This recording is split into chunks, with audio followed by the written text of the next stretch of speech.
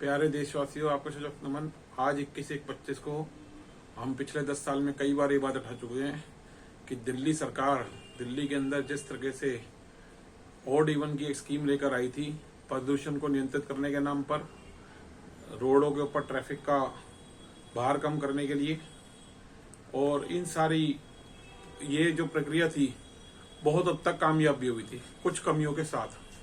Later on जब इसके अंदर जो ओला कैब्स वगैरह चलती रही, शेयरिंग ओला चलती थी, उससे लाखों लोगों को, जनता वासियों को दिल्ली को फायदा होता था और ये कामयाब स्कीम थी, लेकिन जिसको बंद कर दिया गया। और साथियों, मैं ये बात करना चाहता हूं आपसे कि मैं इस स्कीम को आगे कोई भी इम्प्लीमेंट ना करना एक स्कैम को उजागर करता है। इसके बारे में बहुत गहन जांच करी। पिछले 10 सालों में हमने अपने अपने स्तर के ऊपर कुछ RTIs भी फाइल करी, कुछ बुद्धिजीवी लोगों से सलाह करी, कुछ कानूनी अधिवक्ताओं से सलाह करी।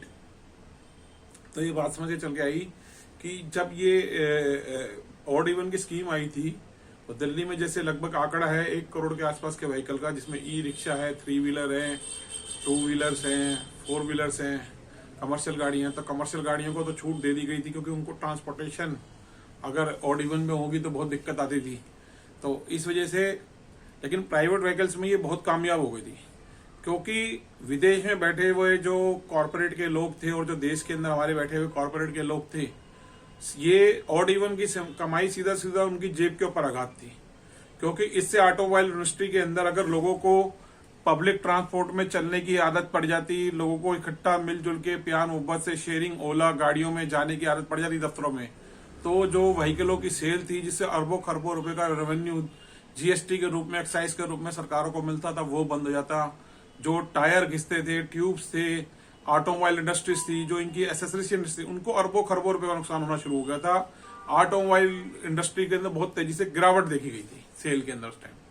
तो ये एक बात थी कि लोगों को आदत पड़ जाती पब्लिक ट्रांसपोर्ट में जाने की, लोगों में प्यार मोहब्बत बढ़ता और इसका सीधा इफेक्ट उनकी पूंजीपतियों की जेब के ऊपर जाता। खास तौर से वो कॉर्पोरेट जो देसी भारतीय कॉर्पोरेट और विदेशी कॉर्पोरेट मिलकर काम कर रहे हैं गाड़ियों के इंडस्ट्री के अंदर। अब आप देख ही रहो कितने तरीके से दिल्ली में भी आंकड़ा चला कि 3 लाख ई-रिक्शा थी और अब काट दी गई और नई रिक्शा इंट्रोड्यूस कर दी नीली वाली, तो नए 3 व्हीलर इंट्रोड्यूस कर दिए गए।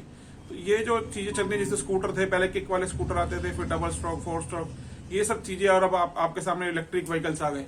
अरबों खरबों रुपए का जो ये कारोबार है, सीधा सीधा इसके ऊपर फर्क पड़ रहा था। इसीलिए मैं ये चाहता हूं कि अब भारत की सरकार, केंद्र सरकार जो है आदरणीय नरेंद्र मोदी जी के नेतृत्व में चल रही है, और दिल्ली की जो सरकार है, दोनों सरकारें और जो पूरी भारत में और जितनी सरकारें हैं, वो सब मिलकर इसके ऊपर काम करें। ये देखते हुए कि पूंजीपति की टैक्स को ना देखें। इवन पेट्रोल डीजल ये जो फ्यूल इंडस्ट्री थी, इसके ऊपर भी बहुत बड़ा फर्क पड़ा था। क्योंकि अगर व्हीकल ये आधे चलते तो आप अंदाजा लगा सकते हो कि कितना जो टैक्स के रूप में पैसा जा रहा था, जो आप फ्री की रेवड़ियों में बन के वापसी आता है जनता के पास, इस पे सीधा सीधा प्रतीक आता। लोग पैदल चलने लगे थे, उनकी सेहत बनने लगी थी, इससे हॉस्पिटल इंडस्ट्री को फर्क पड़ने लगा था। हॉस्पिटल्स के काम बंद हो गए थे। जो आयुष्मान योजना आ रही है दिल्ली सरकार में, संजीवनी योजना और की बातें हो रही है, ये सब योजनाओं में फर्क पड़ रहा था। लोग पैदल चलने लगे थे, साइकिल पे चलने लगे थे, शेयरिंग में चलने लगे थे। बहुत बढ़िया चीज थी। तो मैं चाहूंगा कि जितने पत्रकार हैं, RWO, NGO, ये आवाज सरकार तक पहुंचाएं और हमारे देश की आदरणीय सर्वोच्च न्यायालय, उच्च न्यायालय, डिस्ट्रिक्ट सेशन कोर्ट, एवं कोर्ट्स भी इन चीजों को सोचें, देखें। हर पत्रकार भाई से हाथ जोड़ के अपील है कि वो इसको ज्यादा से ज्यादा स्प्रेड करें इन विषयों को। इसी शब्दावली को बना दें। जय हिंद, जय भारत, जस्टिस क्रांति जिंदाबाद।